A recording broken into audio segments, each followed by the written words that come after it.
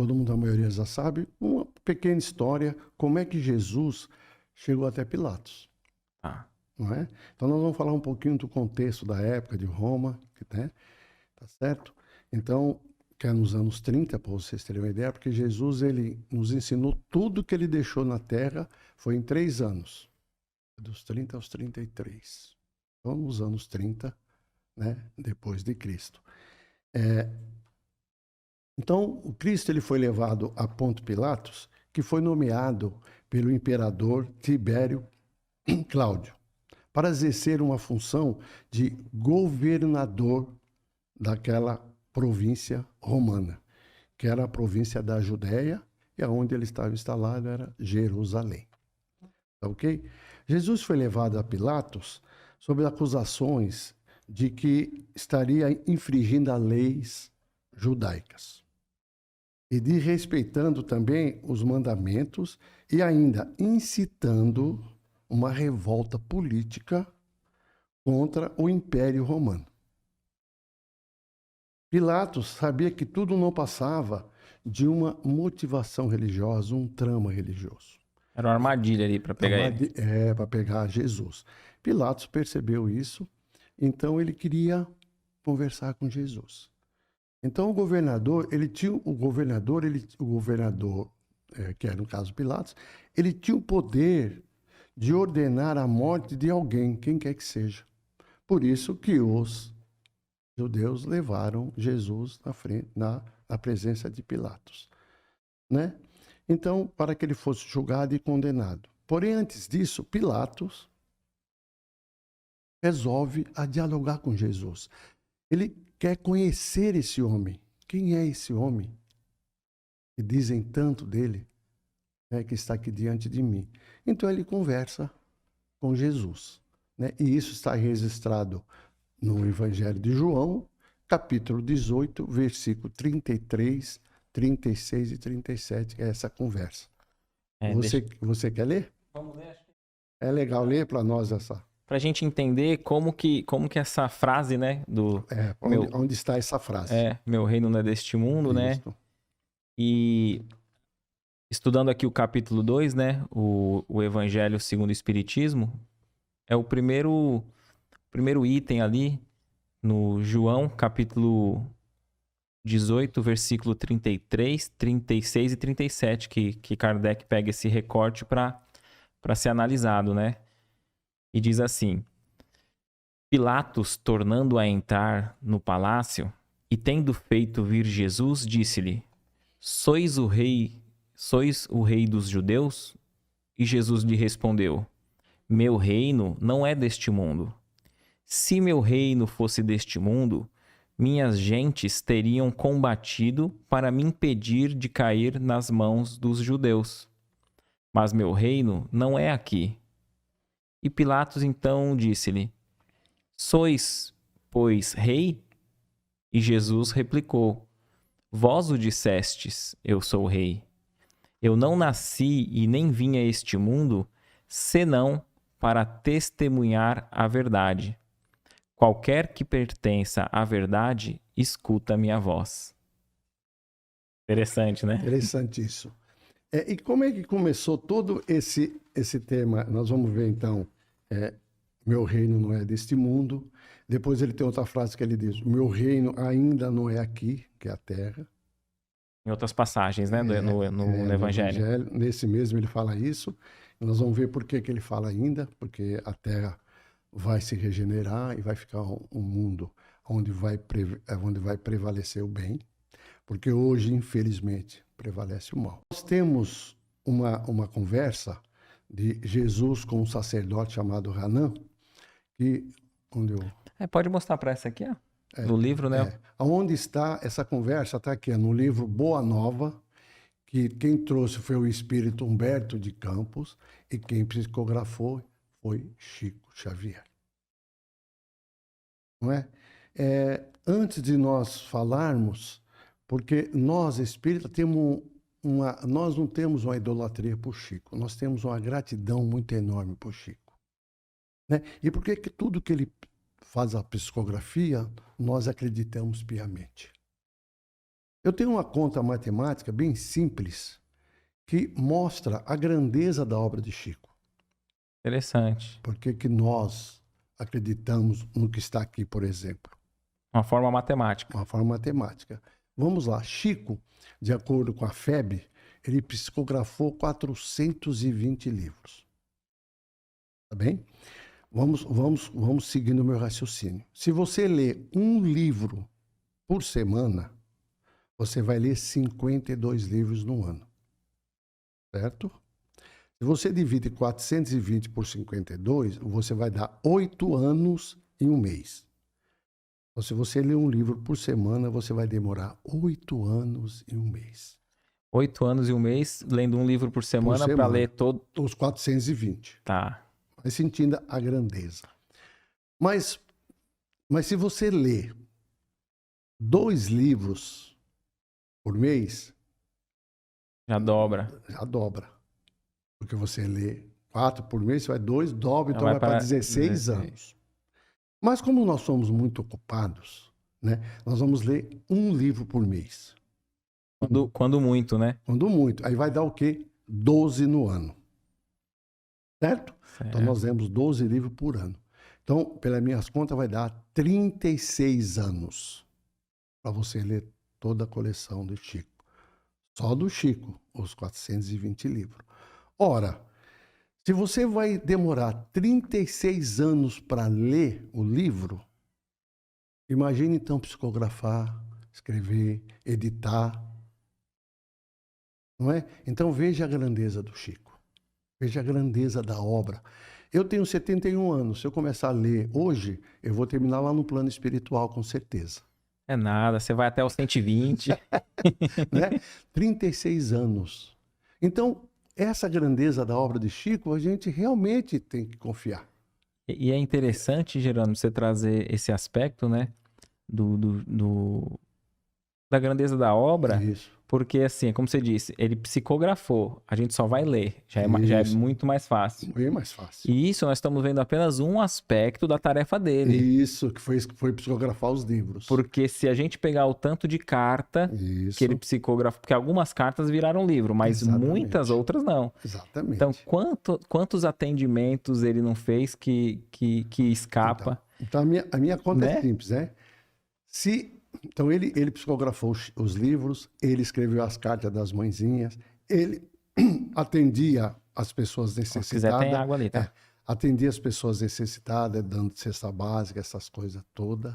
Então a minha pergunta é simples. Quantas horas tinha o dia do Chico? Porque se você olhar materialmente, 24 horas para fazer tudo isso, no meu horizonte, no meu ponto de vista, fica difícil. Então, só se tivesse 30 e poucas horas, né? Então, você vê que realmente o trabalho de Chico é espiritual, é do plano espiritual. E não é à toa que assim que Emmanuel aparece para ele já recomenda, né? Três itens, né? 3 itens. Disciplina, disciplina e disciplina. Se o Chico fosse indisciplinado, não ia conseguiria. adiantar ele ter a mediunidade que tinha, né? Exatamente. E ele cumpriu a missão dele. Ô, Jerônimo, sabe, dentro desse aspecto, às vezes eu fico pensando assim, que desculpa se eu tô fugindo um pouco, mas acho que fica interessante assim. Às vezes a gente vê muito o próprio espírita dizendo assim, Chico desencarnou no ano 2002, né? 2002. Que saudade e tal. E, de fato, a gente sente uma saudade. Aí o pessoal já começa a fazer conta. Mas Emmanuel dizem que reencarnou no ano 2000. Aí fica fazendo conta onde ele vai aparecer, como se esperando que ele fosse continuar a nos consolar, nos confortar, talvez com livros ou com quer que seja.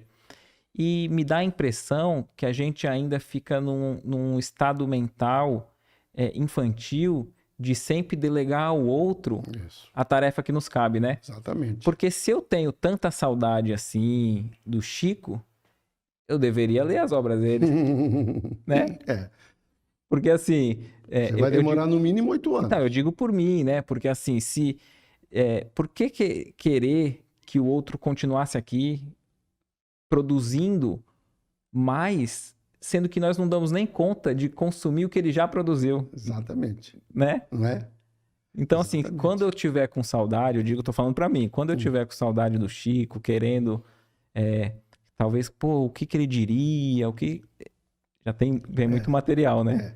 Tem um livro do Chico, sobre a vida do Chico, que é o Pinga Fogo. Todo mundo sabe daquele programa na Rede Tupi, 1972 e tal, que foi feito 2 programas, que teve uma audiência de 100%, porque só atingiu Mato Grosso, São Paulo e tal, não tinha hoje a amplitude, né, que tem hoje da televisão na época. Aí era um programa de pergunta e resposta, Perguntas né? e resposta. E eu fiz um trabalho para a federação, estudando, quando eu fazia o curso de editor, eu estudei esse livro e tive que fazer um resumo, o que eu entendi e tal. Então, eu chego à nítida conclusão de que quem foi realmente ali questionado não foi o Chico, foi o plano espiritual. Uhum. Porque quem respondia para o Chico era Emmanuel. E Emmanuel ainda falava, Emmanuel não, o Chico falava, o Emmanuel está falando aqui para mim, como é que é mesmo? Então, repare, o Pinga Fogo realmente ajudou a trazer a doutrina espírita, vamos dizer assim, confirmar ela no Brasil. A gente não se deu conta que estava num contato direto com os espíritos. Aqueles que não acreditavam, né? Mas os espíritos, hoje nós sabemos que estavam em contato. Então, quando faziam uma pergunta para o Chico era um intermediário, materialmente, né? Isso. Porque você não é médium, não vê o espírita, o perispírito, não vê o espírito. Então, o Chico era o intermediário do plano, mas quem respondeu todas as questões, tudo foi o próprio plano espiritual. Então, eles, no meu modo de entender, né, aquela entrevista, quem foi realmente entrevistado, questionado e tal, foi o plano espiritual. Perfeito. Através do Chico. E o próprio Chico, ele diz isso, né? Que ele estava bem, assim, um pouco nervoso, né? Da tamanha responsabilidade. E ele pediu a proteção dos espíritos. E o único momento que ele se sentiu um pouco mais afastado dos benfeitores, que foi ele que falou ali, e pouca gente consegue perceber, acho que só quem era mais próximo dele que conseguia, foi quando ele conta aquele caso do avião, né? Isso. Aí Que até, pelo fato, ficou meio cômico, né? Isso, assim, para relaxar um pouco, vamos dizer assim. Isso, que aí o pessoal que está acompanhando depois pesquisa lá e vê, né? Que ele diz que ficou com medo da morte, né? O avião todo mundo com medo do avião cair e o Emmanuel aparece para ele lá. É interessante o pessoal pesquisar e ver o próprio Chico contando, né? Isso mostra que o Chico era um homem comum. Jesus, quando ele foi para Jerusalém para começar a pregar os seus ensinamentos nos anos 30, ele, chegando em Jerusalém, ele sentou ao lado do templo. Que templo? O templo de Salomão. É um templo enorme. E Hanã, um dos sacerdotes, que ajudou a Caifás a prender Jesus e condená-lo. Né? Mas aí é antes dele ser preso. Antes dele ser preso. Tá. Quando ele chegou aí nos anos 30, para ele começar. Né? Antes dele começar. Isso, ele chegou. Ele sentou perto do templo, o Hanã se aproximou do mestre, né? E perguntou, Galileu, o que fazes na cidade? Não é? Com toda a sua prepotência, aquele negócio que nós sabemos, né? Aí Jesus respondeu, passo por Jerusalém buscando a fundação do reino de Deus. Com sua voz suave, falando isso a um doutor da lei. Né? Então, imagine. Aí Hanã, ele continua. O que pensas tu vem a ser isso? O que é isso? Que reino é esse de Deus? Porque eles achavam que o reino de Deus estava na lei mosaica, essas coisas todas. Eles achavam que eles sabiam tudo de Deus. Não é? Aí Jesus responde, esse reino é obra divina no coração dos homens. Eu vou repetir isso. Esse reino é a obra divina no coração dos homens. O que é obra divina? Obra de Deus. Divina é obra de Deus. Não é? E Hanã, então, continua. Com quem contas para levar avante essa difícil empreitada? Repare que Hanã coloca a palavra difícil empreitada. Não é fácil, é difícil, né? quem são os seus seguidores e companheiros? Jesus diz: os meus seguidores vêm de toda a parte. E Hanan pergunta: os ignorantes e tolos estão em toda parte da terra, sempre querendo humilhar Jesus, ou sempre se colocar numa posição superior, percebe? Uhum. Né? E Hanan continua: já viste alguma estátua perfeita modelada em fragmentos de lama?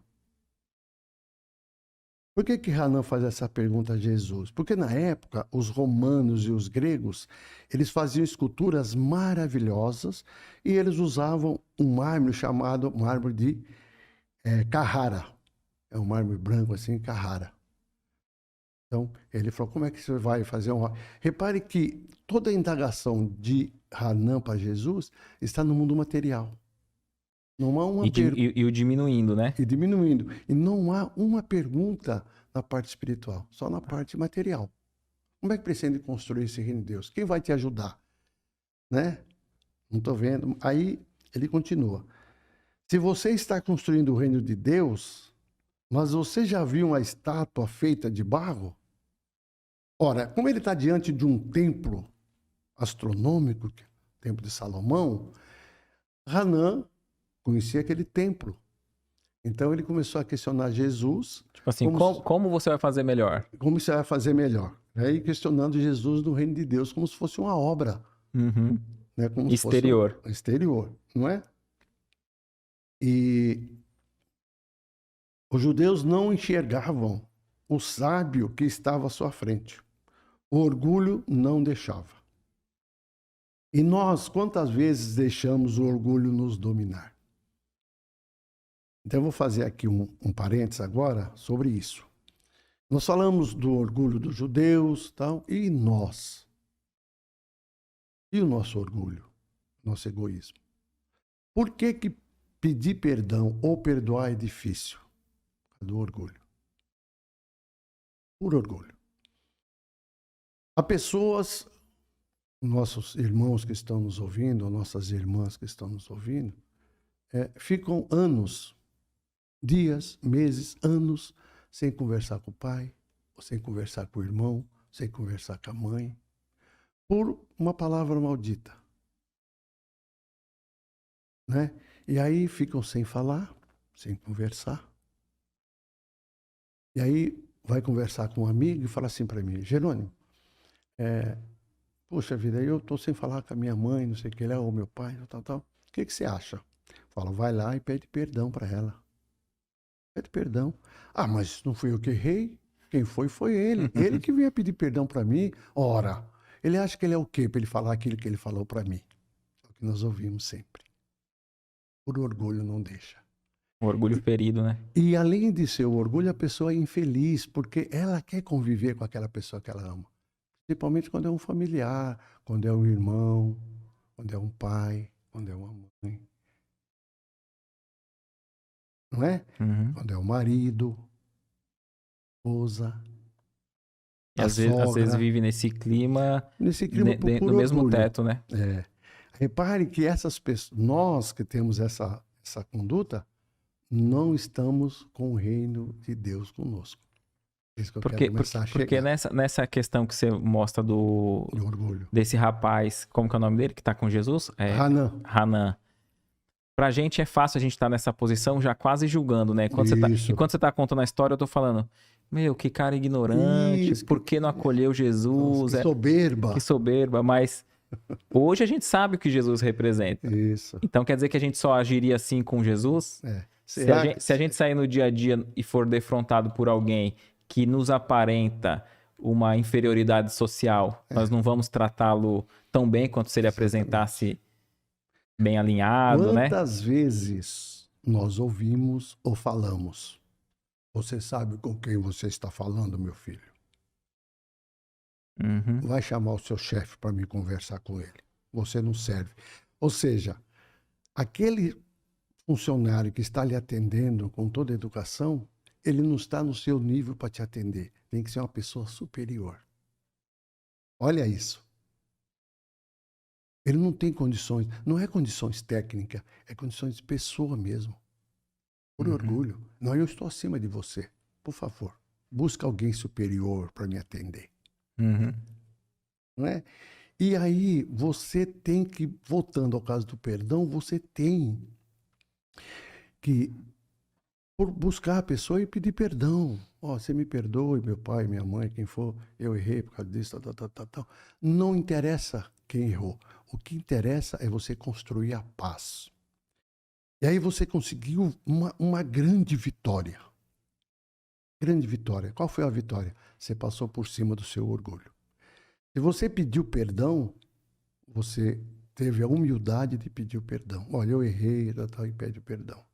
Se a pessoa não quer te perdoar, o problema é dela. Eu já consegui passar por cima do meu orgulho e fui humildemente pedir o perdão. Agora a bola é sua. Se você quiser me perdoar, ótimo. Se não, paciência, que eu posso fazer. O azar é do outro, né? Agora, quem perdoa é quem sempre sai melhor, porque realmente deixa de ser o escravo, vamos dizer assim, daquela prisão da mágoa, do rancor que tinha. Se liberta mesmo. Mas tem que passar por cima do orgulho. E aí, quando nós passamos por cima do orgulho, nós estamos começando a construir o reino de Deus em nós. Porque olha a resposta de Jesus. Ele diz assim, vou ler para que nós não percamos nada. Esse reino é obra divina no coração dos homens. Não é um lugar físico conosco. Não é?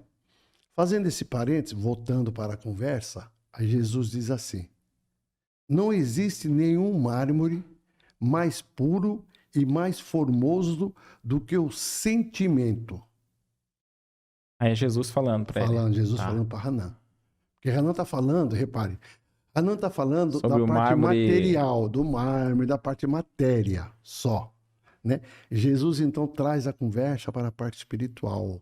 Então ele diz assim, não existe nenhum mármore mais puro e mais formoso do que a do sentimento. Sentimento já é uma coisa abstrata, do amor, do espírito, da alma. E aí deu um nó na cabeça dele, né? Um nó nele. Aí diz assim, nenhum cinzel é superior ao da boa vontade sincera. Para você fazer uma escultura, você pega o cinzel, que é tipo num formão, sabe aquele formão de madeira que você bate com martelo? Para esculpir. Para esculpir. Então você vai pegando uma pedra bruta e vai esculpindo e faz a sua obra-prima, vamos dizer assim. Não é? Então, ele diz que o cinzel é a boa vontade. A boa vontade de nós construirmos o reino de Deus em nós. Não é? Muito bem, então essa conversa ocorreu 3 anos antes do martírio, ou seja, foi nos anos 30. E Hanan, não contente, ainda fala assim, ele continua, conheces Roma ou Atenas? Referindo-se o quê? As esculturas. Lá tinha então, você vê que ele não entendeu, né? Não entendeu. Ele não entendeu. Quando ele tentou pôr algum sentimento, algo mais sublime... Não entendeu. Aí Jesus diz assim, que não conhece nem Roma nem Atenas, mas ele conhece o amor e a verdade. Olha, Jesus puxou outra vez para a parte espiritual. Né? Jesus é um sábio, né? Nossa, é uma coisa, né? Então Hanan pergunta para ele então, conheces as leis, os códigos da corte provincial e das leis do templo? Não é? Aí Jesus responde, sei o qual a vontade do Pai ao meu respeito. Então, a lei dos homens não me interessa. Interessa é a vontade do meu Pai, que é a lei do amor, que é a lei de Deus. Que a lei divina tá acima da lei humana, né? Então, por isso que no livro Boa Nova, inclusive o capítulo 3, são as primeiras pregações, ele fala, o meu reino não é desse mundo. Está no livro capítulo 3. É uma bela... Então, Jesus nos dá uma bela noção sobre a passagem de Jesus quando ele chega em... Tem Vamos lá. outras concepções religiosas que tem Jesus como uma figura ainda numa cruz, pendurado, né, dentro dos templos, um líder religioso, outros como apenas um sábio como os outros, outros como um revolucionário. E o espírita, o espiritismo, como que ele Vê vê Jesus. Jesus? Porque às vezes tem pessoas que se surpreendem quando um espírita cita um trecho do evangelho, fala sobre Jesus, e às vezes as pessoas perguntam: o espírita acredita em Jesus, né? Então, como que o espiritismo vê e crê no que Jesus representa, né? Exatamente, como você disse. Para muitos, Jesus foi o homem que dividiu a era, antes e depois de Cristo. Ele dividiu a história.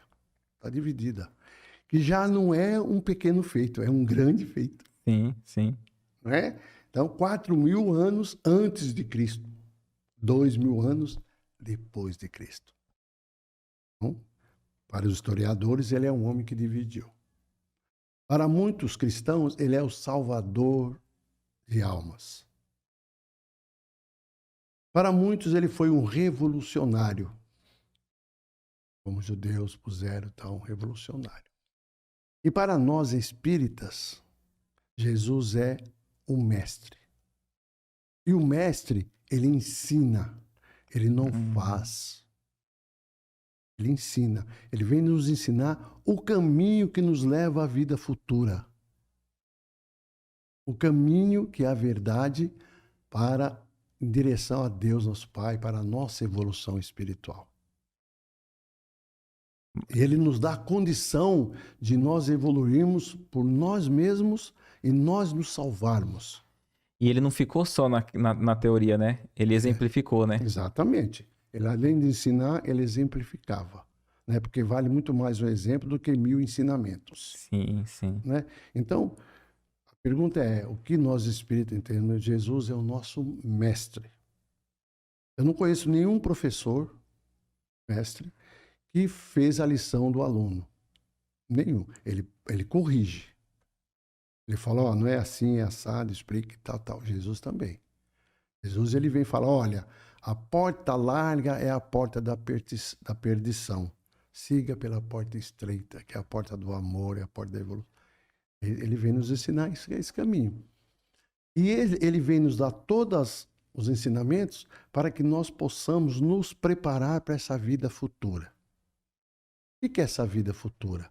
Essa vida futura é a nossa volta para o plano espiritual. Perfeito. Nós chegarmos lá um pouquinho melhor do que chegamos aqui.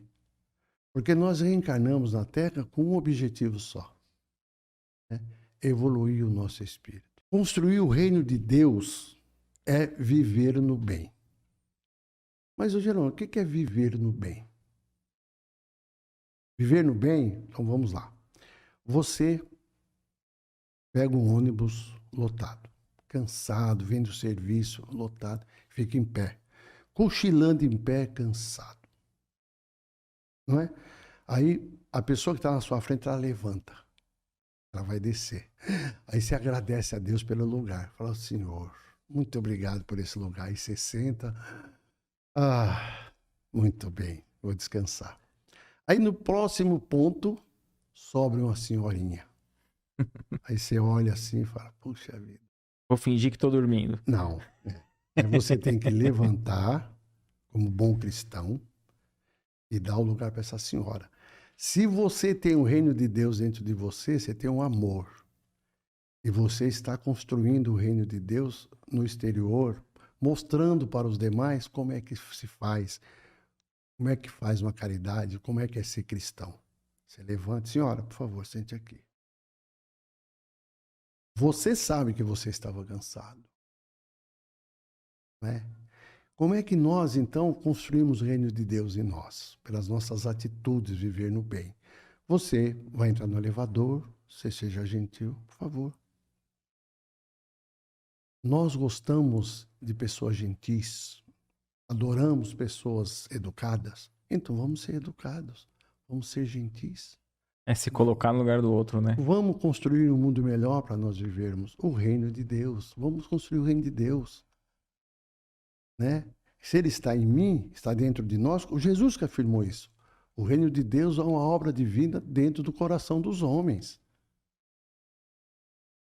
Então eu vou construindo meu reino de Deus aonde eu estou levando. Não é? Outra coisa, construir o reino de Deus. Você respeitar a vaga do idoso. Se você não é idoso, não dê uma desperta e use a vaga do idoso. Não é? Isso é viver no bem. Isso é construir o reino de Deus. Não é? Perfeito. Você não colocar a vaga lá no idoso. Tá me recordando da parte que alguém indaga para Jesus, né? Ah, fale um pouco mais do mundo, do universo. Aí Jesus fala assim, ó, você não tá entendendo nem daqui, quanto mais das coisas distantes. Exatamente. Aí eu pensei agora, olha só, coisas simples, Sim. a gente a humanidade, né, nós não conseguimos cumprir coisas simples, leis básicas de um bom convívio, né? Isso. Quanto mais algo mais sublime, né? Exatamente. Então você citou a questão da vaga no ônibus, a vaga de um idoso, de um deficiente, que seria o básico, a gente já tem dificuldade, né? Isso. Puro egoísmo. Só pensar, só olhar para o próprio umbigo. Não pensa que amanhã, se Deus permitir, seremos nós, os idosos, né? Isso. Sentar num lugar reservado por idoso no coletivo, menos ainda. Muito menos ainda. Isso é construir o reino de Deus. É isso que Jesus está dizendo para nós. Eu tenho um exemplo muito simples, que eu gosto de falar nas minhas palestras, que é o carrinho do supermercado. Fala, pô, Jerônimo, mas carrinho do supermercado construir o reino de Deus? Você chega, vai fazer sua compra. Quem tem carro, evidentemente, vai comprar. Aí quando você chega na vaga do estacionamento, tem um carrinho de supermercado na vaga. Sempre tem. O pessoal vai se identificar aí, né? Sempre tem, Aí você vai lá, desce do carro, tira o carrinho e coloca seu carro. Mas você vai deixar o carrinho lá jogado? O carrinho estava no lugar certo? Não estava. Então você vai, empurra o carrinho e põe no lugar certo. Ou utiliza o carrinho que você vai usar. Quando tá chegando, a gente geralmente pega ele, né? Pega Só ele. que aí quando a gente volta... É aí que eu quero chegar. Aí você faz a sua compra e volta. Quando você volta, tem outro carrinho atrás do seu carro. Tem um carrinho atrás do seu carro. Você vai, tira o carrinho, abre o porta-mala, coloca as suas compras, aí ficou 2 carrinhos com você. O que você faz? Pega os 2 carrinhos e põe no lugar adequado. O que eu estou dizendo aqui, meus irmãos, não é para ninguém ir sair lá no pátio do supermercado e sair arrumando os carrinhos. Não, você vai tirar o emprego do rapaz. Mas faça a sua parte. Construa o reino de Deus aonde você for.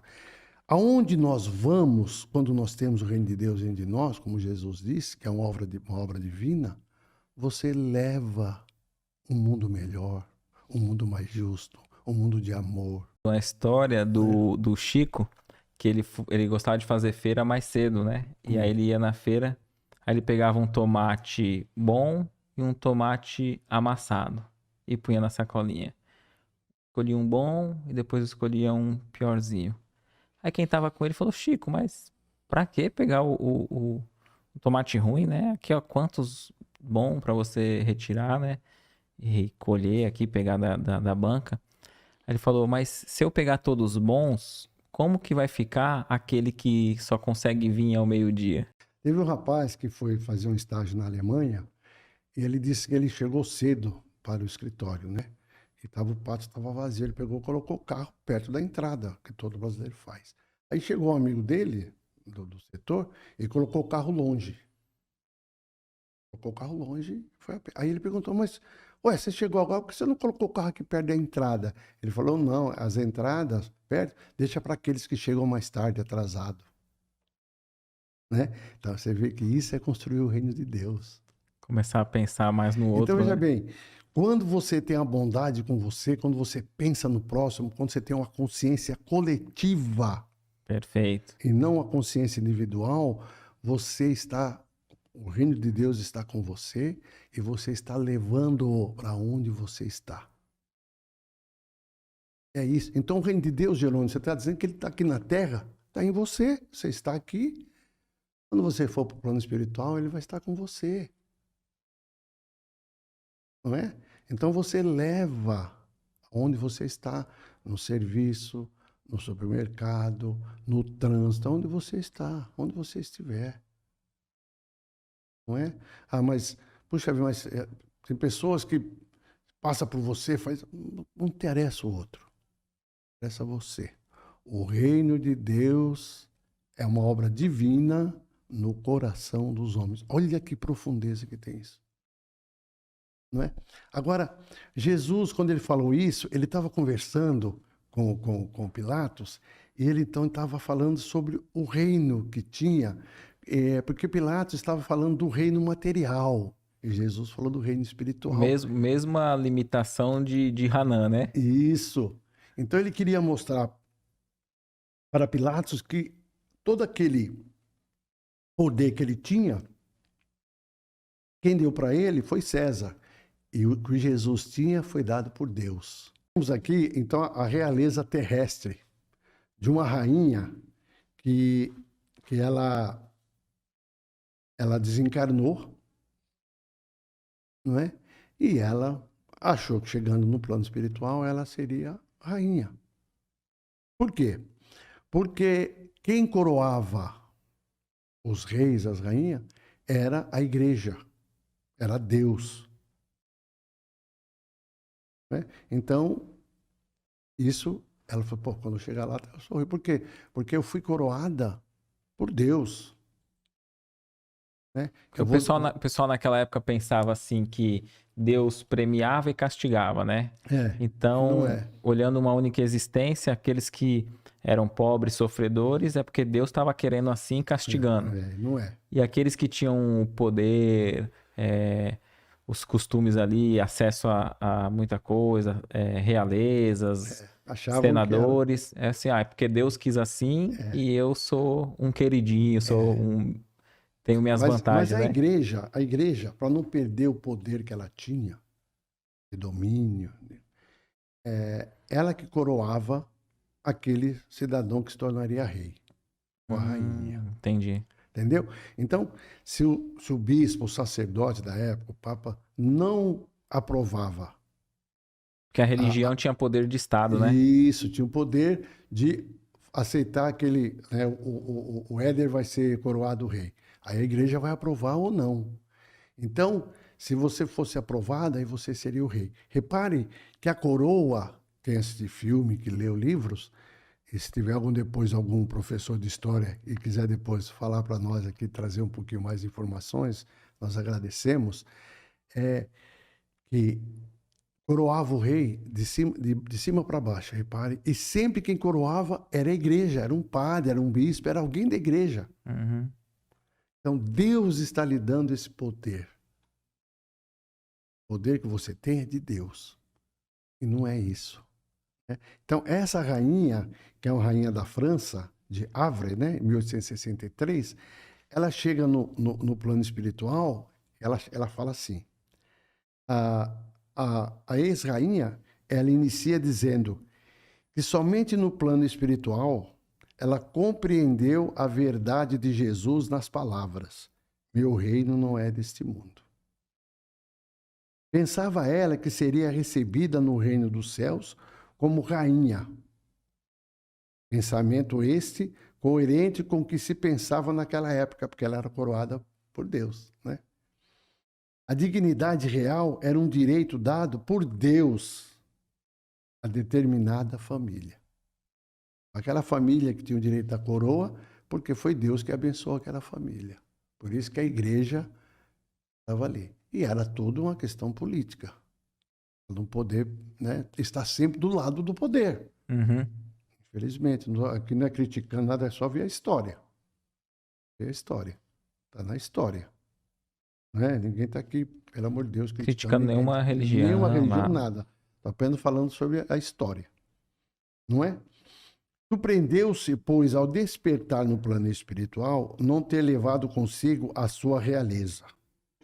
E muito mais ainda ao ver muitos acima dela, homens a quem desprezara por não terem o sangue nobre. Então ela ali como rainha desprezava os outros, no chegou plano lá, espiritual viu que então, eles estavam acima. aquele servo estava muito acima dela. Acima do que? Moralmente, espiritualmente. Né? Mais Era luminoso. um espírito mais evoluído, exatamente.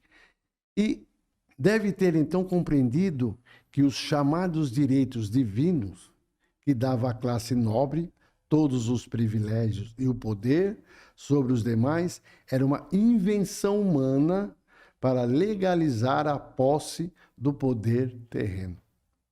Então, era uma invenção humana para poder legalizar. Não. Então, eu como cidadão comum, né, eu aceitava fulano de tal ser o rei porque ele foi coroado por Deus. Viva o rei.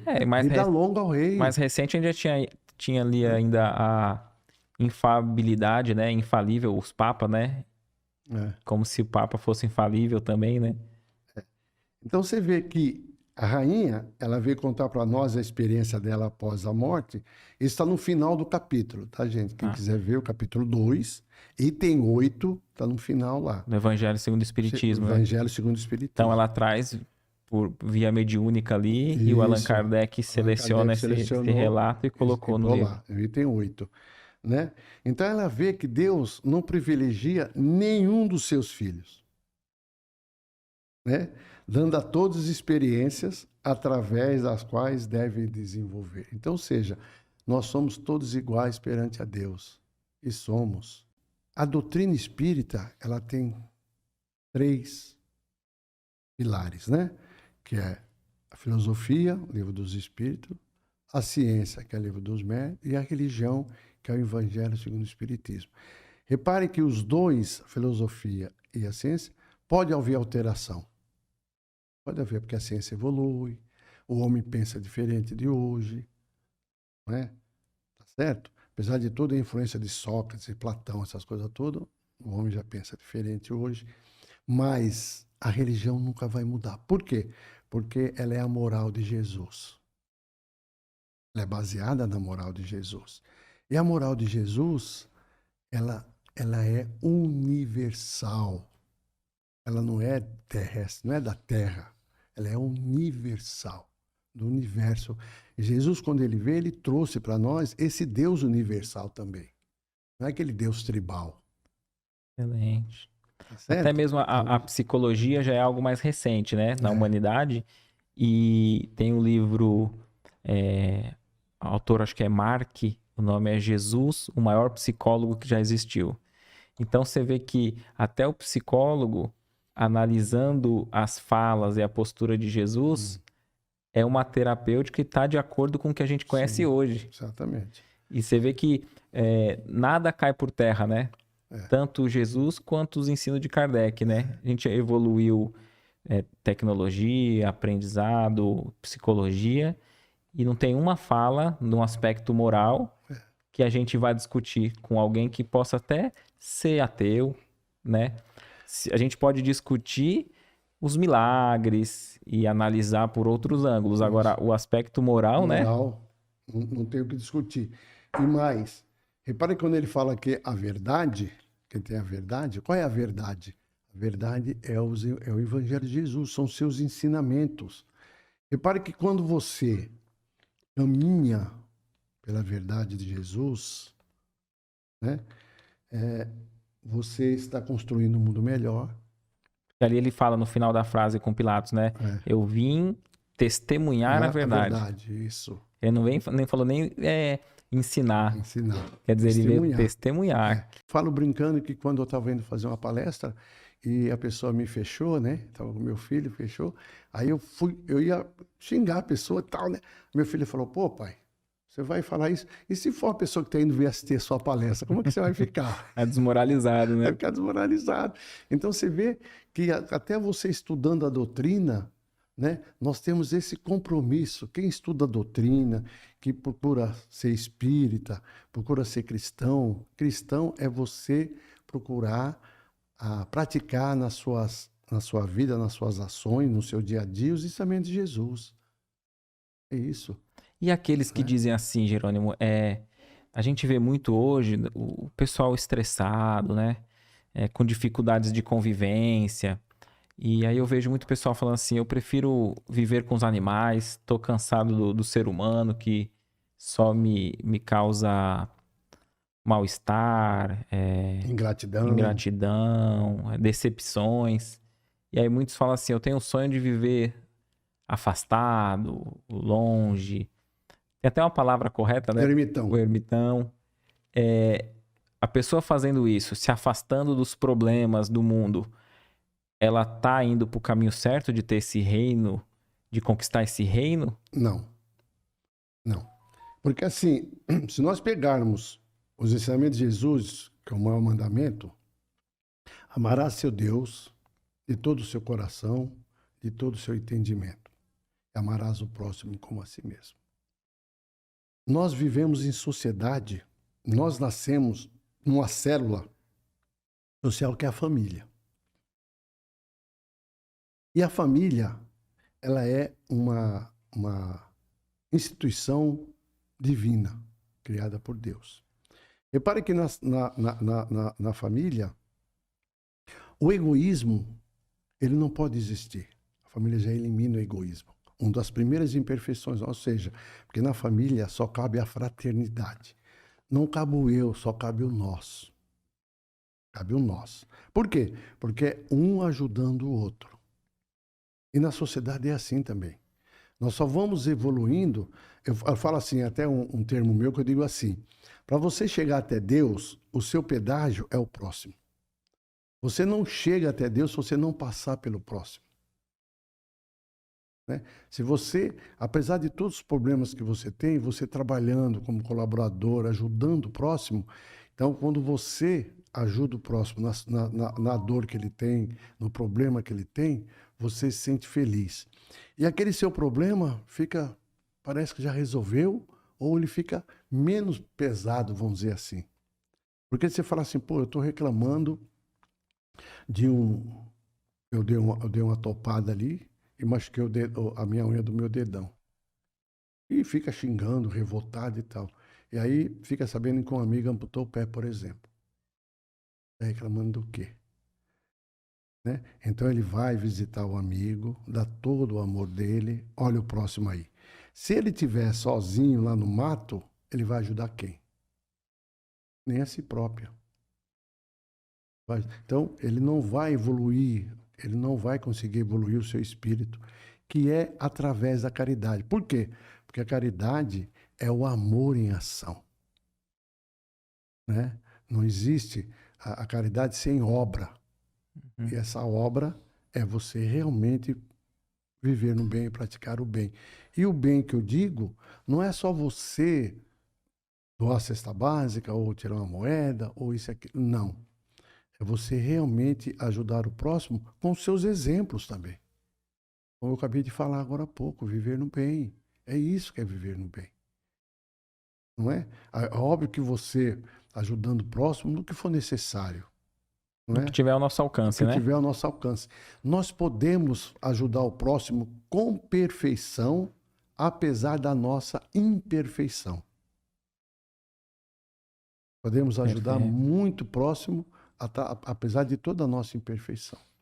E tem gente que pensa assim, né? Quem sou eu para ajudar alguém? Isso, nós somos muito. Né? Nós podemos ajudar sim. Com bons exemplos, com palavras, acolher a pessoa. Às vezes a pessoa, você está. Eu dei o exemplo do ônibus, mas vamos supor que você está cansado, aborrecido, e você para na padaria para tomar um café. Vamos ir para casa, vou tomar meu café sossegado aqui, tranquilo. E senta. E vê a cabeça, os problemas todos. Né? Aí senta do seu lado uma pessoa e começa a falar da vida dela para você. Aí você fala assim, não, eu mereço, né? Aí a pessoa começa a conversar com você. Ouça a pessoa, ouça. Não perca a oportunidade de fazer o bem. Não perca a oportunidade de ajudar o próximo. Aquela pessoa, às vezes, ela vive sozinha, sem falar com ninguém, né? Como é que pode viver numa cidade, nossa cidade hoje de 330 mil habitantes e viver só? Não tem ninguém. A pessoa tem a necessidade De de que falar, de alguém conversar. escute. Então, Às vezes financeiramente está estabilizado. e outra coisa, exatamente, outra coisa, na obra de Deus nada é por acaso. Aquela pessoa não sentou do seu lado à toa. Não foi por acaso. Você está tendo a oportunidade de chegar até Deus através daquele próximo, daquele a pessoa que está precisando que você a ouça, que você, né, empreste o seu ouvido, vamos dizer assim. Olha E que, depois você orienta ela, se você olha puder. que curioso. Desculpa te cortar, que É. senão eu esqueço da. Eu me recordei sobre esse tema esses dias de uma passagem que o André Luiz diz: aquele que bater sua porta, atenda com boa vontade, porque às vezes não é ele que veio e você vai doar. Às vezes ele é o portador da ajuda Uhum, das suas orações. Às exatamente. vezes a gente se põe na posição, deixa eu ouvir, deixa eu para me É, ajudar. E a gente se fecha até para receber. Às é vezes isso. aquele é que está trazendo Exatamente. aquilo que a gente está procurando, É, precisando, né? é, Aí eu pode- tava esses dias em casa lendo, e aí às vezes toca o celular, é muito spam, número desconhecido. E geralmente a gente acaba até não atendendo número desconhecido porque sabe que se atende fica em silêncio, não é nada, né? E bem no meio da leitura, que eu tava lendo ali tranquilo, sozinho em casa, aí começou a tocar o telefone. Aí eu, não vou atender número desconhecido. Aí eu lembrei dessa mensagem do André Luiz, olha de isso. alguém na porta. Aí eu atendi, alô, aí era minha esposa. Daí meu celular descarregou, eu tô aqui no meu exame que eu ia fazer 8 horas da manhã, já tá tarde e ó, a chave da loja lá que você precisa tal, tá em tal lugar, entrega pra tal pessoa tal. Eu falei, obrigado, tchau, obrigado. Tá vendo? Aí eu falei, olha só que coisa, né? Às vezes a gente acha que é nós que vamos atender, Atender. nós que somos o caridoso, que podemos exercitar, e muitas vezes está vindo ali a Ajuda. respostas para as nossas É. orações, né? E tem um aspecto que você gostaria de falar sobre o pessoal confunde um pouco essa Hum, questão do há muitas moradas na casa de hum. meu pai. Jesus está se referindo ao reino divino, ao Ó, o reino meu dele ou reino não é não? desse mundo? Não, Não, né? não.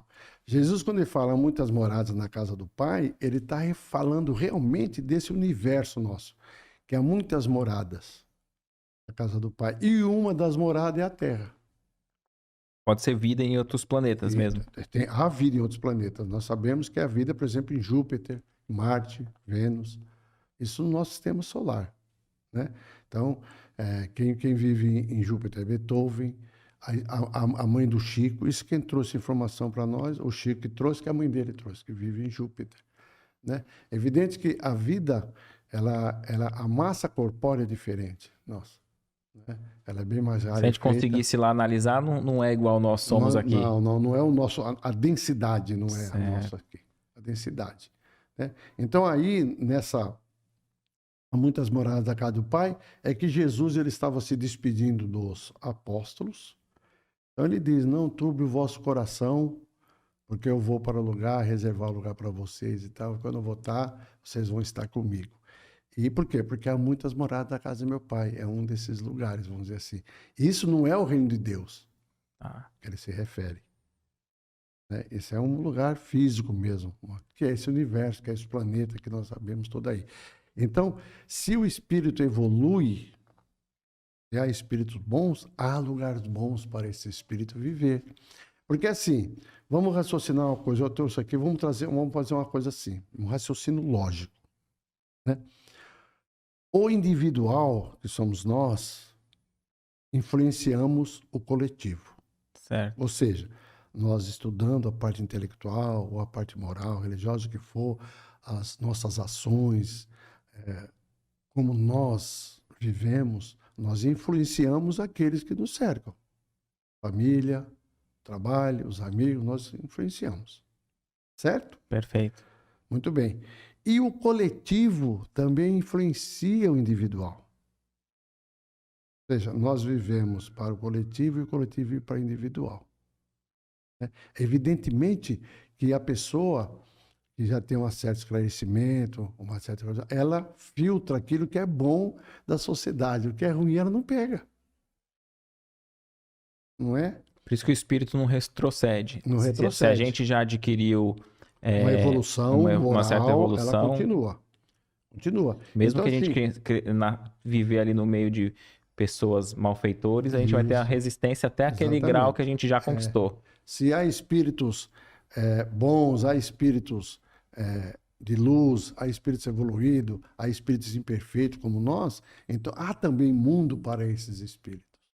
É isso que Jesus quis dizer, há muitas moradas na casa de meu Pai. Não é? É isso que, nesse sentido aí. Tá certo? Então aqui nós sabemos que... Aí Kardec, didaticamente, também ele fez uma escala dos espíritos puros, espíritos imperfeitos, né? E nós também dividimos os mundos primitivos, que é destinado às primeiras reencarnações, onde predomina toda a matéria mesmo. A matéria e ainda a violência. Há mundos de prova e expiações, onde predomina o mal, é onde nós estamos. Nós estamos só um patamar acima. Começamos agora, né? Repare que ainda a barbárie está conosco. A gente vê aí coisa. Infelizmente o mal predomina. Mas já há pessoas boas, nós já evoluímos moralmente, nós estamos bem melhor hoje do que nós éramos há 150 anos atrás, quando tinha a escravatura, por exemplo, a escravidão. Perfeito.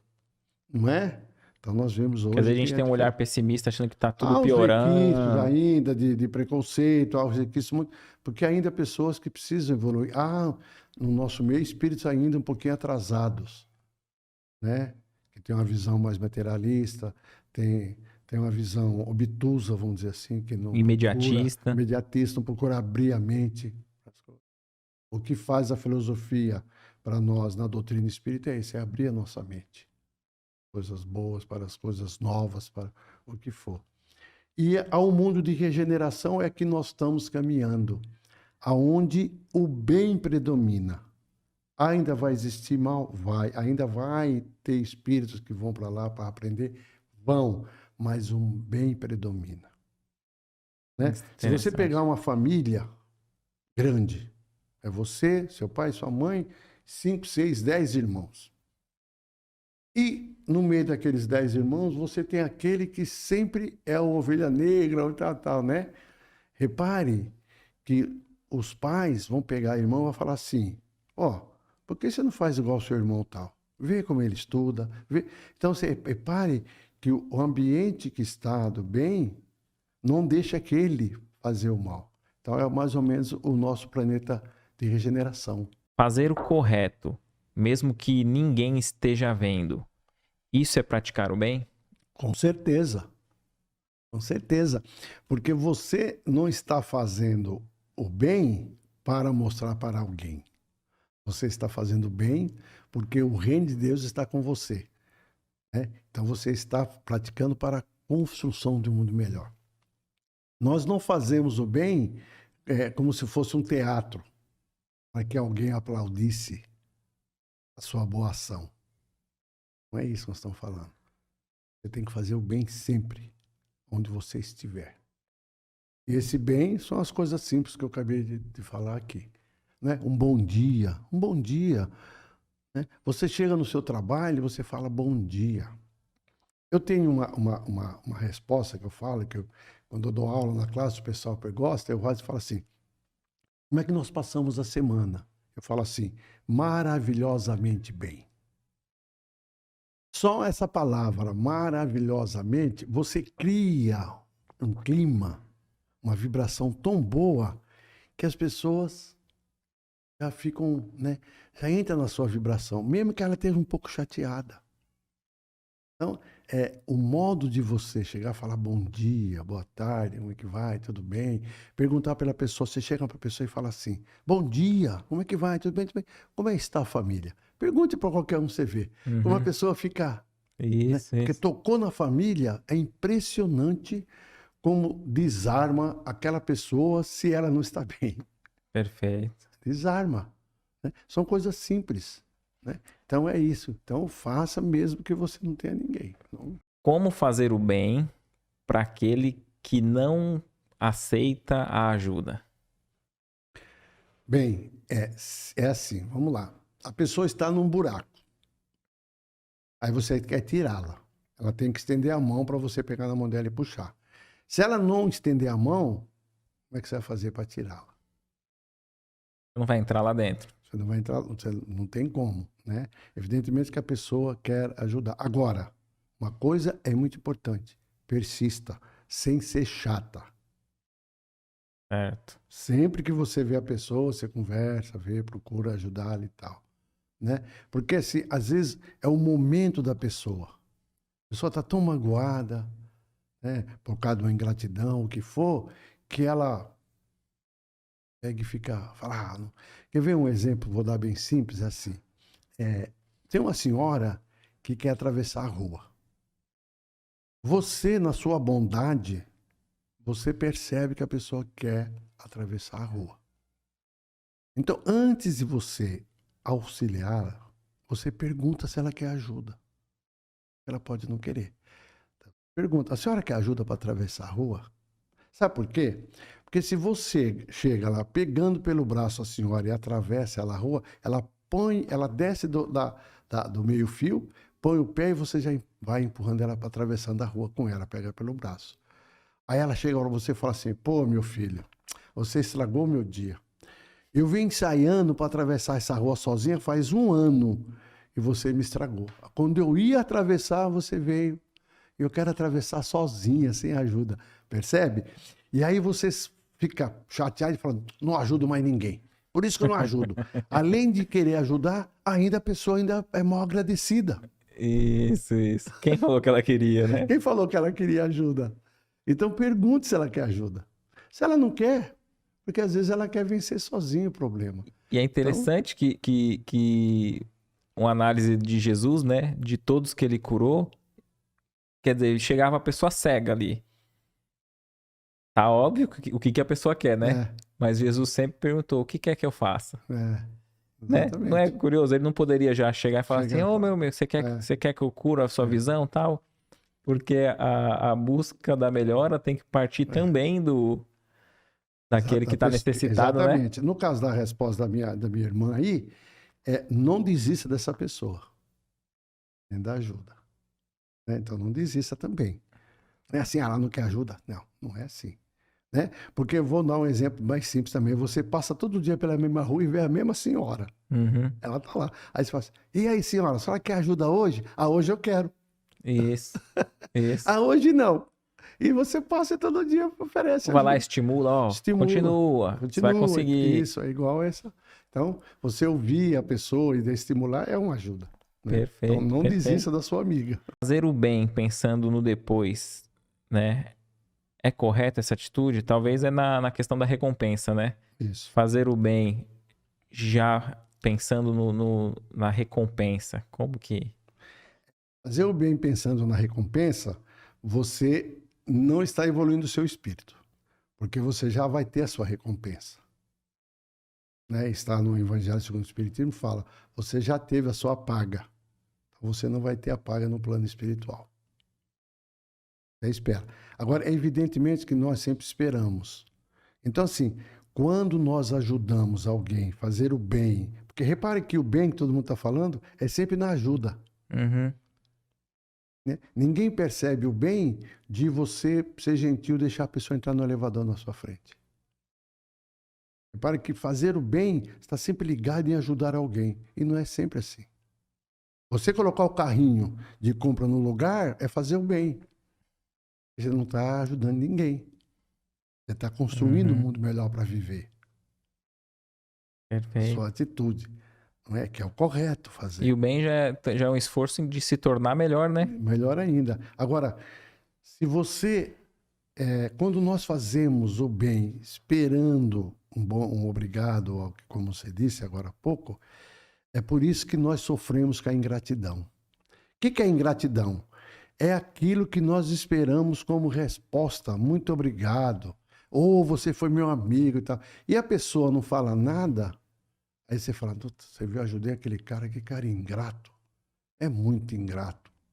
Se você fizer sem pensar nele te dar a resposta ou falar muito obrigado, você não vai sofrer ingratidão. Então você vai eliminar a ingratidão da sua vida. Agora, isso é fácil? Não é fácil. Não estou falando que é fácil. Porque nós sempre esperamos um muito obrigado. Mas não sofra por isso. Não sofra. Né? Porque a Então, chance de decepcionar, ainda mais nesse por- mundo que vivemos, é grande, isso. né? Agora, se você fizer alguma coisa já pensando, isso é interesse. Isso não é fazer o bem. Mas você acha que a gente deve começar, ainda que não estejamos à altura? Por exemplo, porque às vezes a gente fala assim, eu não sou evoluído para fazer o bem. Eu ainda sou, ainda não tenho condições de fazer o bem. Eu não gostaria, não conseguiria. Só que aquele que às vezes começa a fazer o bem, mesmo que pensando numa recompensa qualquer, durante o processo ele começa a ver que muitas vezes a alegria já é no momento, né? É. E a alegria é dele. A alegria dele. A Então ele já alegria é fala assim, dele. eu nunca mais fiquei triste, A porque alegria é eu fico dele. sozinho pensando só nos meus problemas, agora eu tô saindo, tô Isso. sendo útil, seja sendo voluntário em algum lugar, Isso. né? E aí acho que a própria pessoa fala assim, quer saber, aquela recompensa que eu comecei buscando receber Isso. depois, Hoje eu para vou mim não existe continuar mais. porque eu volto para casa melhor. O interessante é iniciar. É. Nós somos capazes de fazer sempre o bem. Se você não pode fazer um bem material, você pode orar por aquela pessoa. Se vejo alguém em uma atitude errada, equivocada, e eu a corrijo, a repreendo, estou agindo certo? Bem, se for seu filho, você está agindo certo. Se for uma pessoa que você não conhece, não faça isso. Faça isso. Porque se você tem amizade, no ato que ela está, porque ela está fazendo uma coisa errada no seu ponto de vista. No ponto de vista dela, ela pode estar fazendo certo. Uhum. Tá certo? Então você deixa, não é? Evidentemente, se você vê um pai, uma mãe espancando uma criança e tal, é diferente você interferir, óbvio. Né? Mas você vê uma pessoa, por exemplo, ela entrar pela porta do 11 na traseira, sem pagar, que não sei o quê, você vai lá chegar e fala, não, você tem que pagar. Não faça isso. Se você a conhece e depois você pode conversar com ele como amigo, eu falo que é sempre na paz, no amor, aí você pode falar, pô, eu vi você fazer uma atitude assim, assim, assim, assado. Não é correto. Né? Porque assim, tem um ensinamento de Jesus que diz, né, em resumo tudo, é assim, faça ao próximo aquilo que você quer que o próximo lhe faça. Né? Se nós fazermos o bem a todos aqueles, porque nós queremos que façam bem para nós acabamos com a maldade no mundo. Olha que coisa interessante isso. Tem pessoas que às vezes dizem assim, né? Entendeu? Eu falo a verdade na cara, doa quem doer. E aí tem um texto do Emmanuel que fala que a verdade é como um grande diamante. Você pode pôr numa caixinha, emoldurar e entregar na mão do amigo, ou você pode arremessar com força na sua testa. Isso, machucar. A verdade vai continuar sendo a verdade. Isso. Mas uma fere e a outra não. A outra não, exatamente. É isso mesmo. Então, essa colega que tem, assim, não corrija, a não ser que você está, no caso, educando. Diferente. E dependendo também da situação, mesmo sendo um filho, você tem um filho de 17 anos, está fazendo uma coisa errada. Depois você conversa com ele. Né? Isso é... E agora tem um detalhe. Você tem que dar os exemplos. Uhum. Cuidado você corrigir uma coisa que você faz. Por exemplo, vou dar um exemplo simples. Fumar. Você fuma e o seu filho começou a fumar. Como é que você vai falar para ele que o cigarro faz mal, que não deve fumar, que não sei o quê? Ele está errando no seu ponto de vista? Tá. Você também está errando. Você está prejudicando o seu bolso e a sua saúde, Uhum. né? Então você não pode chegar lá. Isso é moral, E a gente tem que ter esse né? magnetismo moral, que aí Tem o exemplo. a nossa palavra Tem o tem mais exemplo. poder, né? Tem um exemplo.